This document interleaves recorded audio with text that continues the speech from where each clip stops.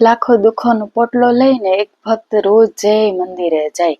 ભક્તિ સાચી એની, પણ રોજ જય ભગવાનને કંઈ ને કંઈ ફરિયાદ કરે કે આજે મારે આ નથી ને તે નથી ને, બધું સારું હોવા છતાં. અંતરનાદનો અવાજ સાંભળીને એક દી ભગવાન પ્રગટ થઈ ગયા કે હાલ કે આજ તો તું લખી જ નાખ, હું તને આપું કાગળ ને પેન, અને તું તારા જે પણ દુઃખો જે પણ ફરિયાદ હોય ને એ આમાં લખતો જા. ભક્ત તો રાજી થઈ ગયો.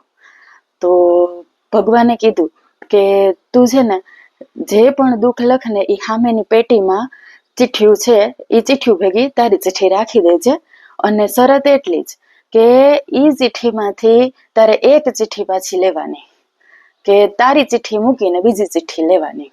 ભક્ત તો એમાંય દોડીને ત્યાં વયો ગયો અને રાજીના રેડ થઈ ગયો કે આજ તો ભગવાન પ્રગટ થઈ ગયા. પછી એક એક ચિઠ્ઠી ભક્ત તો ખોલતો ગયો. ચિઠ્ઠીઓમાં હતું કે કોઈ કેન્સરમાંથી મુક્ત થવા માંગતું હતું, કોઈને દ્રષ્ટિ જોતી હતી, કોઈ 2 ટકનું ભોજન માટે ફાફા મારતું હતું, એ દુઃખ લઈને આવ્યું હતું ભગવાન પાસે. કોઈ પોતાનો એકનો એક દીકરો મરી ગયો છે, એના દુઃખમાંથી બહાર નીકળવા માંગતું હતું. એ જોઈને તો ભક્તના આંખમાં આંસુ આવી ગયા કે ભગવાને તો મને જે દીધું છે બહુ જાજુ દીધું. આપણી માંગણીઓ જ જુદી છે. ક્યારેક આપણે ગેર વગરની ગાડી જોઈએ, ક્યારેક આપણે ગેરવાળી સાયકલ જોઈએ. બધા પ્રયત્નોથી કદાચ સફળતા ન મળે, પણ સફળતા પ્રયત્ન વગર તો નથી જ મળતી ને.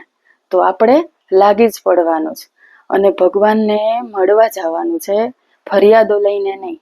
ભગવાન પણ કહે છે અલા ક્યારેક મળવા આવ, ખાલી ફરિયાદ લઈને ન આવ. જય શ્રી કૃષ્ણ.